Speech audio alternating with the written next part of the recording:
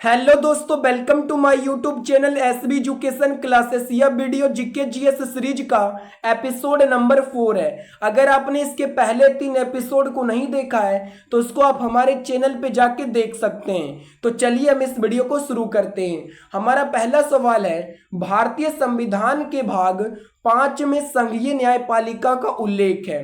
संघीय न्यायपालिका का उल्लेख संविधान के किस भाग में है? तो भाग 5 में है। अगला सवाल है, स्वतंत्रता प्राप्ति के समय भारतीय राष्ट्रीय कांग्रेस के अध्यक्ष जे.बी. कृपलानी थे।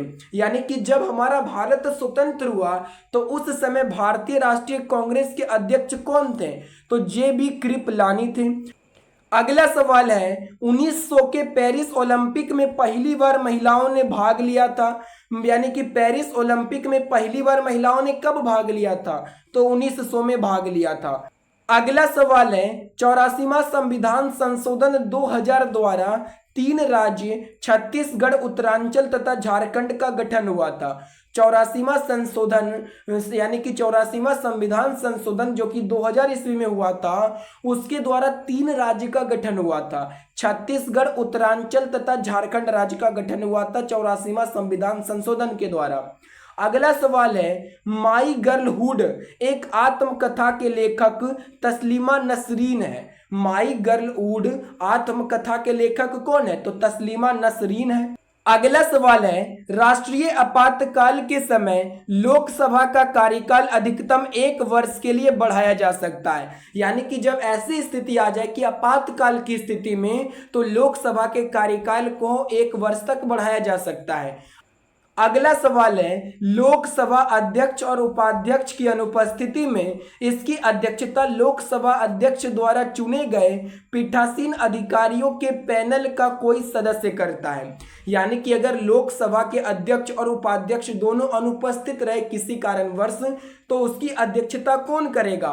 तो लोकसभा के अध्यक्ष द्वारा चुने गए पीठासीन अधिकारियों के पैनल का कोई भी सदस्य जो उसकी अध्यक्षता कर सकता है।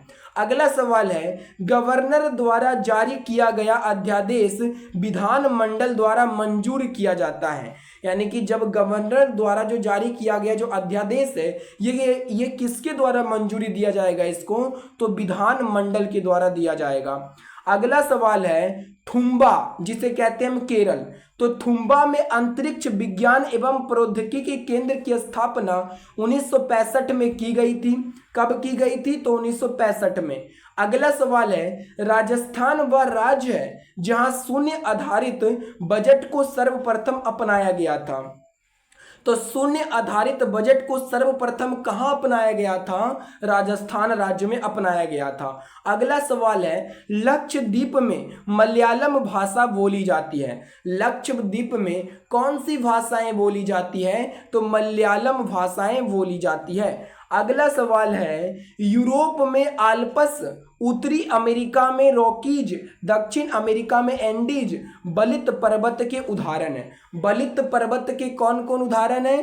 तो यूरोप में आल्प्स, उत्तरी अमेरिका में रॉकीज, दक्षिण अमेरिका में एंडीज, ये बलवत पर्वत के उदाहरण है, आपको याद रखना है। अगला सवाल है, पुरी स्थित जगन्नाथ मंदिर को गंग वंश के शासक ने बनाया था। पुरी जो स्थित जगन्नाथ मंदिर को ये किसने बनवाया था? तो गंग वंश के शासक ने बनवाया था। अगला सवाल है, स्टील सिटी राउरकेला ब्राह्मणी नदी के किनारे स्थित है। स्टील सिटी राउरकेला ये किस नदी के किनारे स्थित है? तो ये ब्राह्मणी नदी के किनारे स्थित है।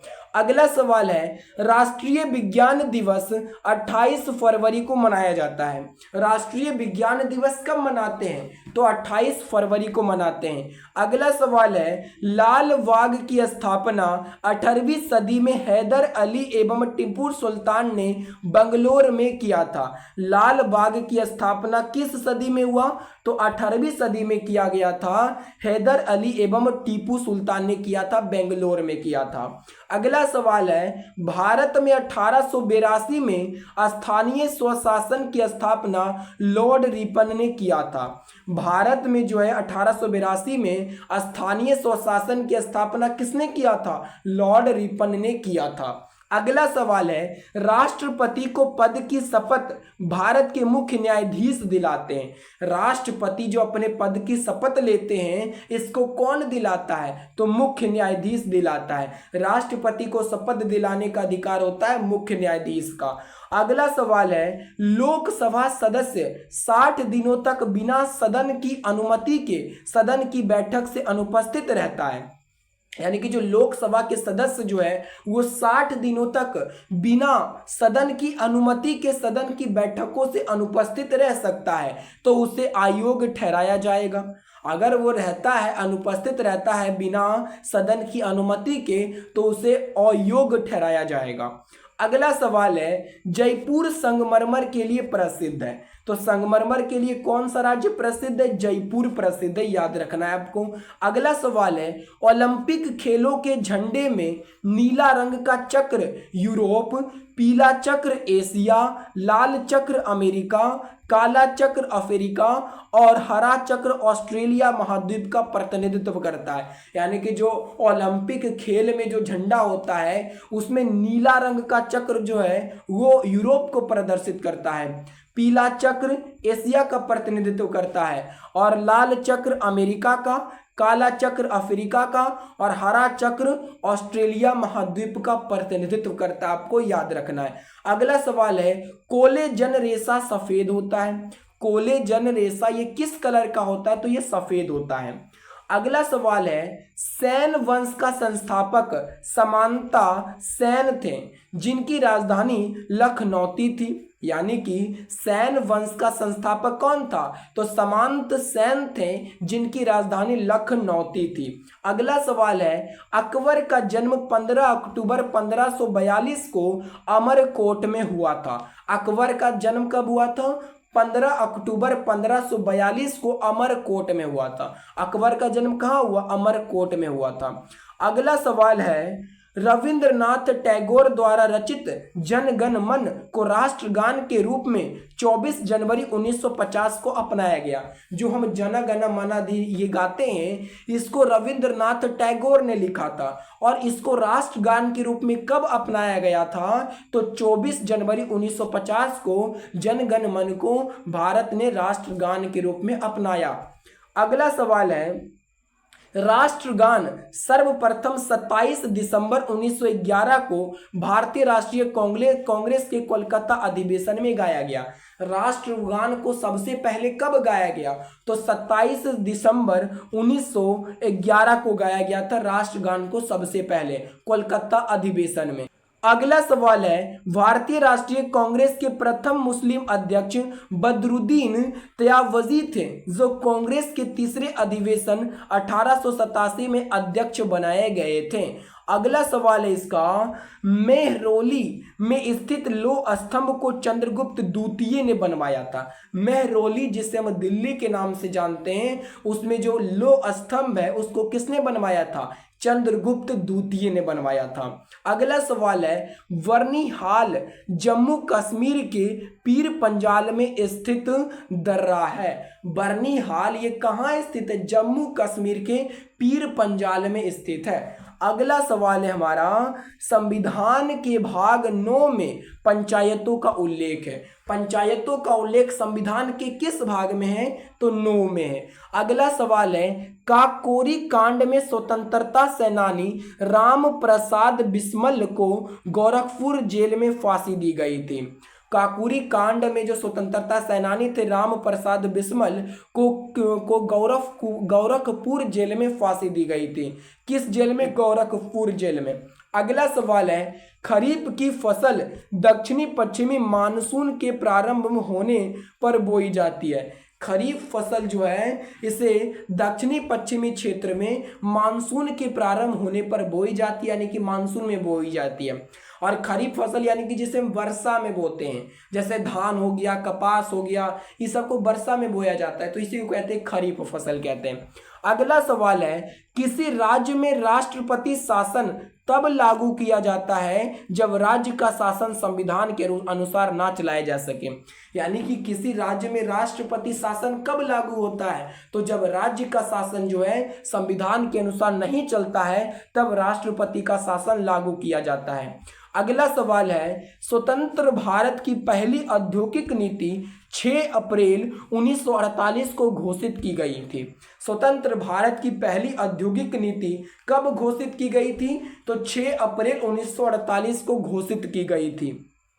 अगला सवाल है, सबसे अधिक विषैली मछली स्टोन फिश है। स्टोन फिश जो ये एक मछली है जो कि सबसे अधिक विषैली मछली होती है। अगला सवाल है, भारत का पहला म्यूचुअल फंड US 64 है। भारत का पहला म्यूचुअल फंड कौन है? तो US 64 है, याद रखना है आपको। अगला सवाल है, नेपोलियन के पिता का नाम कार्लो बोनापार्ट था। नेपोलियन बोनापार्ट के पिता का क्या नाम था? कार्लो बोनापार्ट था। अगला सवाल है, भारतीय आत्मा से सम्मानित साहित्यकार माखन लाल चतुर्वेदी थे। भारतीय आत्मा से सम्मानित साहित्यकार कौन थे? माखन लाल चतुर्वेदी थे। अगला सवाल है, लॉर्ड क्लाइव द्वारा प्रतिपादित द्वैध शासन प्रणाली को वॉरेन हेस्टिंग्स ने समाप्त कर दिया था। यानी कि लॉर्ड क्लाइव द्वारा प्रतिपादित जो द्वैत शासन प्रणाली था इसको किसने समाप्त किया था? तो वॉरेन हेस्टिंग्स ने किया था। अगला सवाल है, वॉरेन हेस्टिंग्स वह पहले गवर्नर जनरल है जिनके विरुद्ध महाभियोग की कार्यवाही की गई थी। यानी कि पहला गवर्नर जनरल वॉरेन हेस्टिंग्स के खिलाफ जो है महाभियोग की कार्यवाही की गई थी। अगला सवाल है, वर्तमान में अनुच्छेद 51 का को में वर्णित मूल कर्तव्यों की संख्या 11 है। वर्तमान में संविधान के अनुच्छेद 51 में मूल कर्तव्यों की संख्या कितनी है? तो 11 है। अगला सवाल है, इंडिया इज फॉर सेल के लेखक चित्रा सुब्रायम है। इंडिया इज फॉर सेल के लेखक कौन है? तो चित्रा सुब्रहायम है। अगला सवाल है हमारा, झूम की खेती के लिए प्रचलित राज्य नागालैंड है। झूम की खेती कहाँ होती है? तो नागालैंड ये प्रचलित है। अगला सवाल है, मानव मस्तिष्क तथा सिर का अध्ययन से संबंधित शाखा फ्रेनोलॉजी है। यानी कि मानव मस्तिष्क तथा सिर से संबंधित शाखा कौन है? फ्रेनोलॉजी है। अगला सवाल है, कनाडा का राष्ट्रीय खेल आईसी हॉकी है। कनाडा का राष्ट्रीय खेल क्या है? तो आईसी हॉकी है। अगला सवाल है, संयुक्त राष्ट्र संघ का मुख्यालय न्यूयॉर्क के मैनहट्टन द्वीप पर स्थित है। संयुक्त राष्ट्र संघ का मुख्यालय कहाँ है? तो न्यूयॉर्क के मैनहट्टन द्वीप पर स्थित है। अगला सवाल है, हड़प्पा कालीन स्थल धौलावीरा गुजरात राज्य में है। धौलावीरा कहाँ है? तो ये गुजरात राज्य में है। अगला सवाल है, यूरोपीय संसद का मुख्यालय लगेजबर्ग में है। यानी कि यूरोपीय संसद का मुख्यालय कौन है? तो लगेजबर्ग है। अगला सवाल है, स्वतंत्र भारत में राज्यसभा के प्रथम सभापति डॉक्टर सर्वपल्ली राधाकृष्णन थे। स्वतंत्र भारत में राज्यसभा के प्रथम सभापति कौन थे? तो डॉक्टर सर्वपल्ली राधाकृष्णन, जो कि भारत के द्वितीय राष्ट्रपति थे, दूसरा राष्ट्रपति बने थे। अगला सवाल है, अशोक चक्र पाने वाली प्रथम महिला नीरजा भनोत है। यानी कि अशोक चक्र को पाने वाली पहली महिला कौन है? नीरजा भनोत है, जिसको जो है मरने के बाद अशोक चक्र मिला था, 1987 को मिला था। अगला सवाल है, ब्राह्मणों पर जजिया कर लगाने वाला पहला मुस्लिम शासक फिरोज शाह तुगलक है। ब्राह्मणों पर जजिया कर लगाने वाला पहला मुस्लिम शासक कौन है? तो फिरोज शाह है।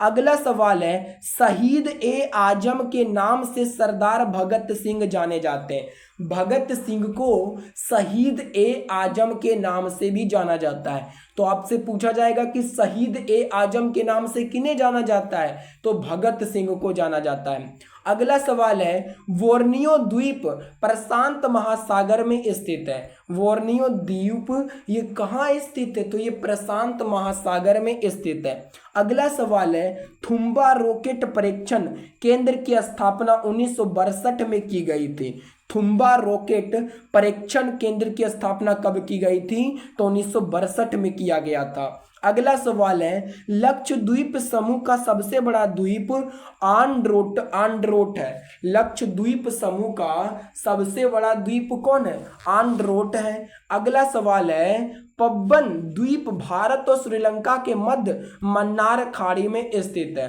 पबबन द्वीप ये कहाँ है? तो भारत और श्रीलंका के मध्य मन्नार खाड़ी में स्थित है। अगला सवाल है, संविधान निर्मात्री सभा के झंडा समिति के अध्यक्ष जे.बी. कृपलानी थे। संविधान निर्मात्री सभा के ये अध्यक्ष कौन थे? जे.बी. कृपलानी थे।